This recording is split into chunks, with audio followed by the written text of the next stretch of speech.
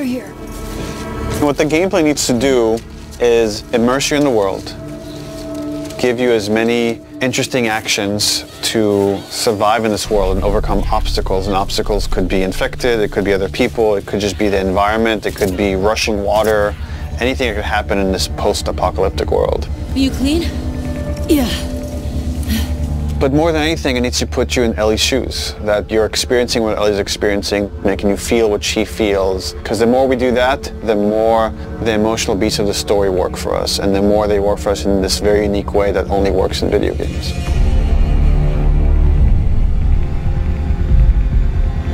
The gameplay philosophy of The Last of Us Part 2 is putting you in the shoes of Ellie and everything that that means. It means giving you a threat constantly, as this world has. It means giving you the hard choices. Because this game takes place in such a hostile universe and our characters are pushed to do really difficult things, we want to put you in alignment with those choices. We want you to understand how hard certain decisions were for these characters, because they're hard for you. I would say the overarching philosophy of how we approached designing the game mechanically is how can we take things to the next level. Everything kind of comes out of the story. And how do we do it through systems? So one is you have to feel the pressure of survival. Survive by the skin of my teeth. How do I use all the scrap around me, any kind of bullet, any kind of rag, any kind of bottle of alcohol? How do we give you that sense of being a survivor in this world?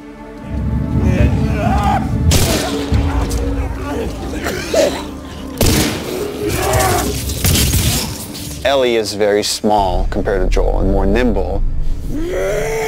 How do we make you feel like you're not the strongest person in the room, but you still should be able to rise to the challenge and survive, you know, a fight with a bunch of people that are all bigger than you? So therefore it meant creating a character and systems and mechanics that allow you to be much more nimble. And that's where we added a jump button. Heal. In the first game we had a clamber button, but not really jumping. And here Ellie can jump. The combat scenarios are much more vertical, where Ellie can use elevation to her advantage. Prone is a huge, huge one.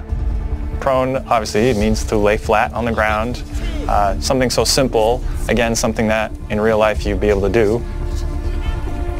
Letting the player have access to all their weapons, all the items, crafting, everything while in that position, and it just creates so many more emergent things in gameplay.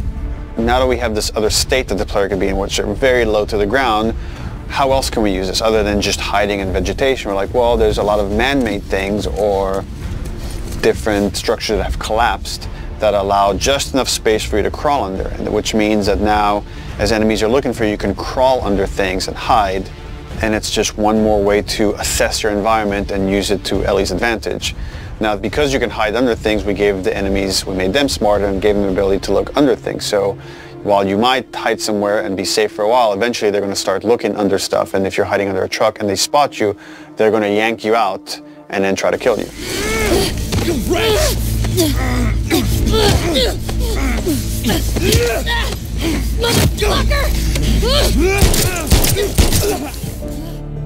Dodging is a big one, because now with dodge, anytime you're in a scuffle, you have a chance to get away.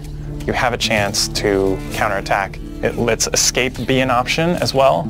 Sometimes you just got to run, and that is another part of this world, which is sometimes the threat is so overpowering that you just have to get away. When you are partially hidden, or you're in grass, that means people from afar can't see you, but people from closer can kind of see you. They will eventually acquire you. You're not completely hidden when you're in grass. She went into the grass. Watch yourself. And it makes you as a player become much more aware of your surroundings. Jump, prone, dodge, all these things feed into both exploration and combat because it lets us expand the space. The size of spaces can be bigger, the intricacy of spaces can be more complex, and it still works exactly as you would expect.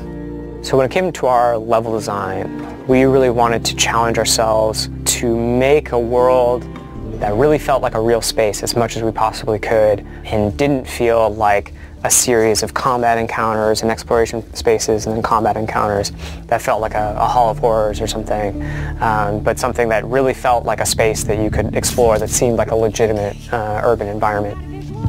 And that pushed us to make our level design even more open than it was in the first game, which for us at the time was pretty open. In this game we've gone so far in making the level design open that there are actually entire story moments, entire combat encounters, like full scripted sequences that you may completely miss.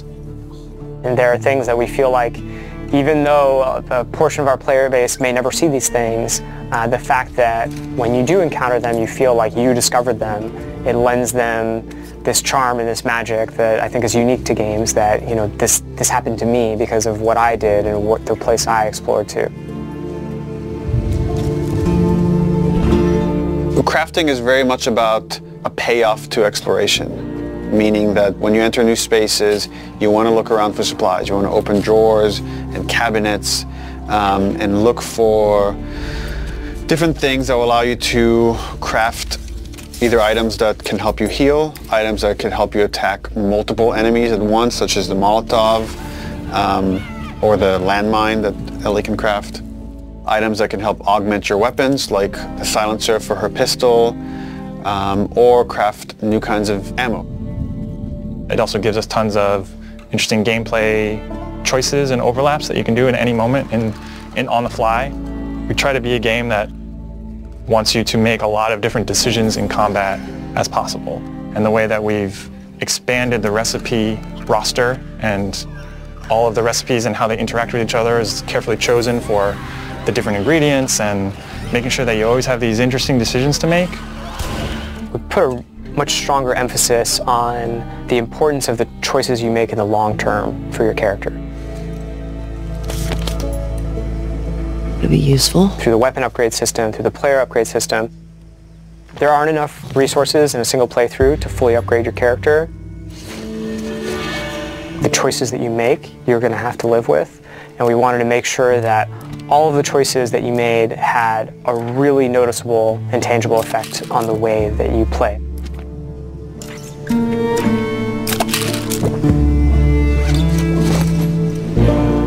You feel a greater kinship with Ellie because you are living with decisions that you've already made. Like you are continuing this through line of her journey through this world, and the moment-to-moment gameplay is influenced by that in a way that we haven't before.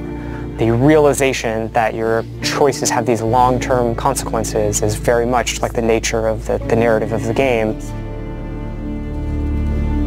And I'm happy that the mechanics are supporting that.